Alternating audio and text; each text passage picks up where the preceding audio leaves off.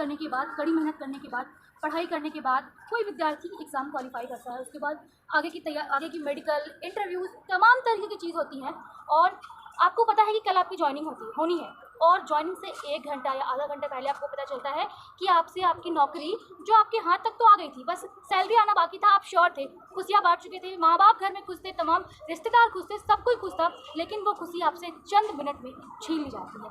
तो 2019 से अब 2023 जो भी लगातार कोचिंग में समय निकलते गया और फाइनली जब आके हमारा मेडिकल और टेस्ट वगैरह सारा कुछ होने के बाद लास्ट में जब ज्वाइनिंग के टाइम आया तो इन्होंने अचानक से आधा घंटा पहले ज्वाइनिंग की, केवल मात्र आधा घंटा पहले एक नया वैकेंसी का लिस्ट जारी किया और जिसमें हमारी वैकेंसी अचानक से करा दी, जबकि हम लोग 1/1 रेशियो में फाइनल में सिलेक्ट होते हैं। आपने देखा होगा जब फाइनल ही सिलेक्ट होते हैं तो 1/1 रेशियो में दिए जाते हैं, मतलब हम ज्वाइनिंग देना थे। ज्वाइनिंग के टाइम पे अचानक से सीटें आधी कर दी जो लास्ट पैनल आए, तो उस कारण से हम लोग बाहर हो गए। मतलब हम फाइनल मेडिकल डॉक्यूमेंट वेरिफिकेशन हमारा सब कुछ हो चुका है। मैं मतलब ये अभी ज्वाइनिंग की डेट चल रही है और ज्वाइनिंग की डेट में आप देखें हम लोग क्या कर रहे हैं, ये इसीलिए चक्कर है। सब कुछ मेडिकल हो गया, फिटो वहाँ से हमें दे दिया गया, आप फिटो आप और यहाँ आके हमें पैनल से बाहर कर दिया।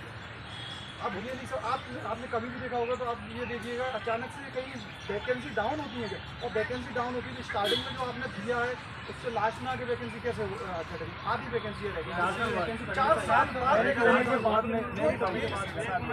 ऐसा केस पहली बार हुआ है, ऐसा केस पहली बार। आप किसी भी डिपार्टमेंट में देखिए वैकेंसी निकलती है तो उसके बाद आप गवर्नमेंट डिपार्टमेंट बढ़ा सकता है वैकेंसी, ना कि घटा सकता है। इन्होंने ये सभी आधी वैकेंसियाँ कर दी, इस कारण ये सभी बेरोजगार ये खड़े हैं। ये वो लोग हैं जो अपने घरों से सिलेक्ट दूर दूर से आए हैं, कोई असम से आया है, कहीं से आया है। आप कहाँ से? मैं ग्वालियर से। तो यहाँ क्या करते हैं? मैं कुछ नहीं, डायरेक्ट आया हूँ अभी ट्रेन से। अच्छा, अभी आप सभी आए, हम गया से हैं और हम लोग का जितने भी सारे या स्टूडेंट देख रहे हैं सब मेडिकल फिट है, चाहे वो A2 हो, B1 हो, B2 हो या 7 हो, सारे कोई मेडिकल फिट हुए हैं।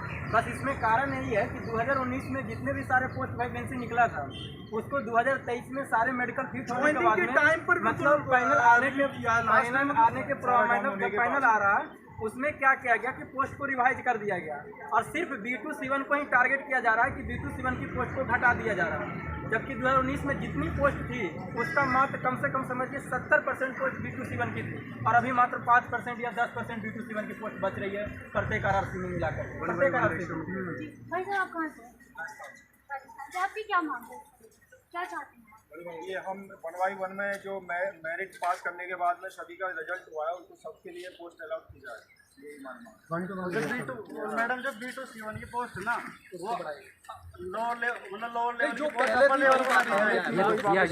लेवल की पोस्ट है ना वो मेडिकल स्टैंडर्ड के अनुसार और जो वैकेंसी घटाई है ना और ये जो पहले रेलवे को दिया है, रेलवे बोर्ड को हमने ये नोटिस दिया है, 5 रुपये मांग रखी है। हाँ, इसमें आपको सारी जानकारियाँ मिल जाएंगी जो 1/1 रेशियो में जो हमारे डॉक्यूमेंट आप लिए गए तो ये मार्च में भी गए थे, वो वाला निकालो ना जिसके वो 31 मार्च वाला निकालो।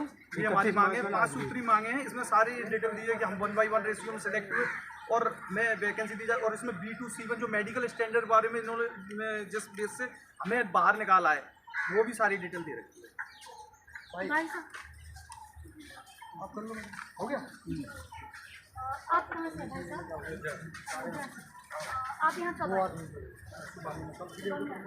राजस्थान से हम लगभग 3 महीने पहले भी आए थे। अरे एक बार बोलना है कि बेगूसराय के पास बड़ा ये अनुपात 1 कर रखिए ये अनुपात 1 मांगेगा तभी तो पहले B2 और C1 को पोस्ट दो। नौकरी का दिलासा देने के हम तुमको नौकरी दे रहे हैं और एकदम मुंह से नौकरी छीन लेते हैं। 2019 में यहाँ दिल्ली जोन से 13,000 वैकेंसी का नोटिफिकेशन दिया था जिसमें 2,500 वैकेंसी C1 पोस्ट की थी और वो घटा के उन्होंने 500 और 600 पे ला दी है, जिसके कारण हमको OBC जो भी ST SC है सब बंदे बाहर हो गए हैं। और अब APO साहब यहाँ से जो लाजपत नगर बात हुई वहाँ पर उन्होंने ये बोला है कि अब केवल और केवल ये सीट जनरल को दी जाएगी, OBC ST SC जो आरक्षण वो खत्म कर दिया गया है यहाँ से। लगभग हम 2,500 बंदे बाहर हो चुके हैं यहाँ से। 2019 ग्रुप डी की वैकेंसी में लगभग 13,153 बंदे थे, उसमें भी उन्होंने 12,990 के समथिंग बंदे 1:1 में लिए हैं, 100-150 बंदे वहाँ से घटा लिए। मेडिकल अनफिट हुए वो उनके पास बच रहे हैं और जो एब्सेंट हुए वो उनके पास बच रहे हैं। फिर भी इन्होंने हमको लगभग 2,500 बंदों को बाहर करके और हमारे साथ अन्याय किया। हम B2C1 मेडिकल का यही चाहते हैं कि हमें 1+1 में हमारी जो जॉब है वो दी जाए और उसके साथ हमारे साथ न्याय किया जाए। सरकार से हमारी यही मांग है, हमारा कोई भी और कोई एक्शन नहीं है। सारे जोन भी बिहार से सीट को फुल कर गया, जबकि मैंने ही मेडिकल दिया था, एग्जामिनेशन मैंने कंप्लीट किया, सारा चीज़ मैंने कंप्लीट किया, तो फिर कौन लड़का था जो वहाँ से बेहतर आया सीट को फुल कर गया। सिलेक्शन के प्रोसीजर क्या है? एग्जाम है, उसके बाद एग्जाम के पास कीजिए, जो भी कट ऑफ जाता है उसको क्लियर कीजिए, उसके बाद आपका PET करवाया जाएगा, फिजिकल रनिंग करवाया जाएगा और भी वेट लिफ्टिंग वगैरह, तो सारा उसको क्लियर कीजिए, उसके बाद आपका मेडिकल किया जाएगा। लेकिन ये लोग क्या किए, उसके बाद मेडिकल रनिंग के बाद ये लोग क्या किए कि फाइनल मेरिट दे दिए कि किन बच्चों का जॉब होना है। फाइनल मेरिट एक बच्चे को बुलाया गया, तो फाइनल मेरिट देने के बाद ये लोग मेडिकल किए, मेडिकल भी फिट कर दिए और बच्चों को यहाँ से कि बधाई बात दे के वहाँ से घर भेज रहे थे कि जाइए बधाई हो, आपका रेलवे में स्वागत है, खुशियाँ मनाइए और मिठाई बांटिए।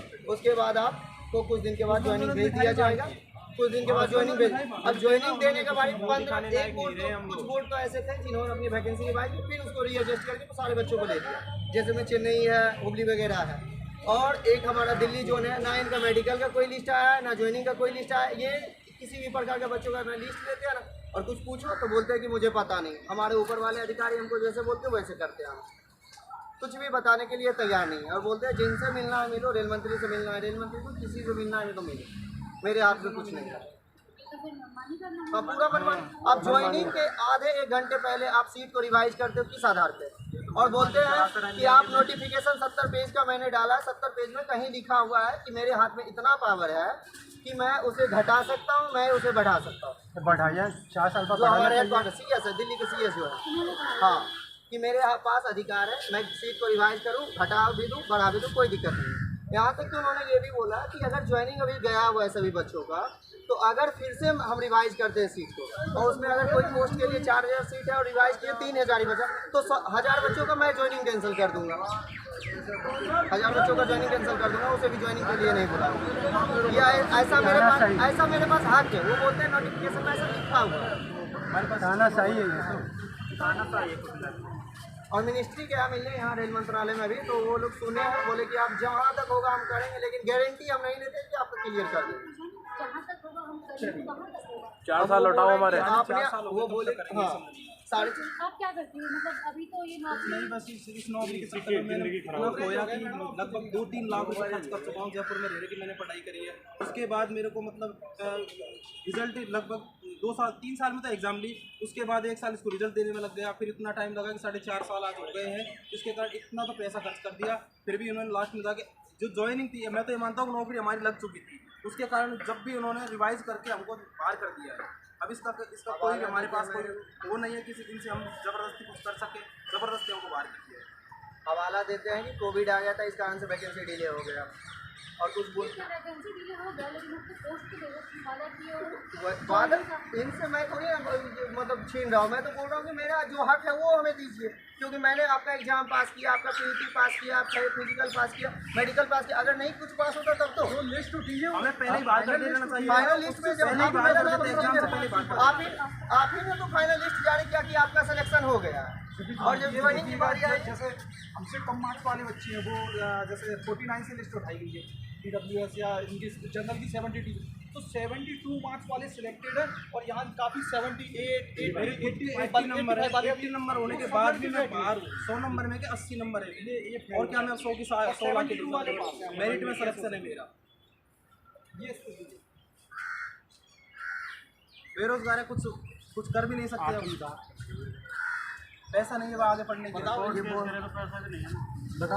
अगर सरकार ने हमारी मांग नहीं सुनी तो हमने कुछ स्टूडेंट मिलकर आत्मदाह करने के लिए वो है, मतलब परेशान है। आत्मदाह करेंगे, जिंदगी खराब होगी हमारी। नहीं भाई साहब, ये गलत है, आप कुछ और कर ले, लेकिन खुद को, क्योंकि आप उस माँ के बारे में सोचिए जो 9 महीने अपने कोख में आपको रखी है, तो उसके बारे में सोच कर ही कुछ करें। तो क्या करें फिर, ये सरकार कुछ सुनी नहीं रही। हम 2 बार यहाँ पर आगे 10 दिन से यहाँ पड़े हुए, कोई सुनी नहीं रहा। 4 साल से उनका कोई फायदा नहीं मिल रहा, तो करेंगे क्या फिर हम जब मेहनत कर रहे हैं 4 साल से, तो उसको फिर करने क्या है, बचा ही नहीं है हमारे पास कुछ करने को। और सबसे छोटा दिलासा मेरा बुलाया था ना, मेरिट में एक में पास किया है तो वो वैकेंसी जो बच रही है तो वो वैकेंसी कहाँ गई है, हमें बाहर क्यों गया है।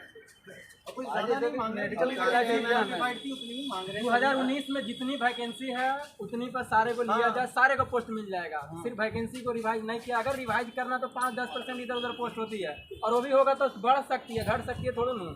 मान लीजिए 2019 में B2C1 की आपको खाली थी पोस्ट और 2023 में खाली नहीं रहेगा B2C1 की पोस्ट, ऐसा तो नहीं हो सकता है। 4 साल में ये बोलते हैं मैडम बढ़ता है कि घटता है। एक गुना यदि पास किया ना, यदि एक गुना पास किया तो उतने कैंडिडेट तो लिए जाए ना, वैकेंसी यदि कम कर देंगे तो कहाँ से लेगा। अरे जी हाई मेडिकल वालों को लोग जिनका मेडिकल है ना उनको पोस्ट दे देते हैं, इस वजह से लो मेडिकल वालों को मिल नहीं पाती पोस्ट। उनका कारण यही है कि नहीं पोस्ट मिलने का कारण यही है कि पोस्ट सिर्फ घटा दिया गया इसके वजह से, और कोई कारण नहीं है। मेन मुद्दा है कि पोस्ट को घटाया गया। मिनिस्ट्री का कहना है कि हम क्या वैकेंसी निकाले, क्या नोटिफाई किए, उसके कोई लेना देना है। हम आवश्यकता के हिसाब से ही बच्चों को लेंगे। अगर हम 10 सीट किसी विकलांग कोटा में दिए थे, अगर अभी हमें विकलांग का जरूरत नहीं है तो 10 नोटिफाइड भले, लेकिन हम 10 को नहीं लेंगे, हम 10 अच्छे कैंडिडेट को लेंगे। 2019 में नहीं निकालते हम लोग, फार्म ही नहीं भरते, छोड़ देते। क्यों 4 साल मेहनत बर्बाद करते हैं हम लोग, मैं फार्म नहीं निकालते। टीवी लगाने के लिए लोग बोल रहे हैं, अब हम लोग उनसे ज़्यादा नंबर लेके आए फिर भी हम लोग को जॉब नहीं मिल रही है। जो सेकंड डिवीजन में आएंगे 2-4 नंबर कम कर देंगे, उनके मार्क्स भी कम रहेंगे, उनका जॉब भी बढ़ देंगे। हम लोग हाई नंबर भी लाएँ और जॉब नहीं मिल रही लोगों को, सेकंड डिवीजन लगाने कह रहे हैं। जैसा कि आपने सुना, इतनी मेहनत करने के बाद, कड़ी मेहनत करने के बाद, पढ़ाई करने के बाद कोई विद्यार्थी एग्ज़ाम क्वालिफाई करता है, उसके बाद आगे की मेडिकल इंटरव्यूज़ तमाम तरीके की चीज़ होती हैं। और आपको पता है कि कल आपकी जॉइनिंग होनी है और जॉइनिंग से 1 घंटा या आधा घंटा पहले आपको पता चलता है कि आपसे आपकी नौकरी जो आपके हाथ तक तो आ गई थी, बस सैलरी आना बाकी था। आप श्योर थे, खुशियाँ बांट चुके थे, माँ बाप घर में खुश थे, तमाम रिश्तेदार खुश थे, सब कोई खुश था, लेकिन वो खुशी आपसे चंद मिनट में छीन ली जाती है। तो इसका जिम्मेदार कुछ युवक ने कहा कि वो आत्मदाह कर लेंगे, और खैर मैंने उन्हें मना भी किया क्योंकि उनके बारे में सोचो जो आपको 9 महीने कोख में पाला है, लेकिन ये उनकी मजबूरी है जो इनसे वो बोलने को मजबूर कर रही है।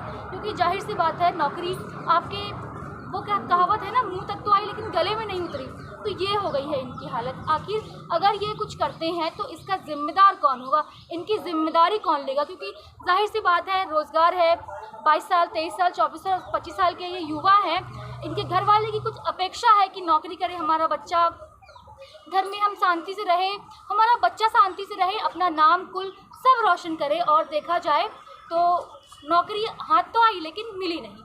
बाकी इस तरह के अपडेट्स के लिए बने रहे। धन्यवाद।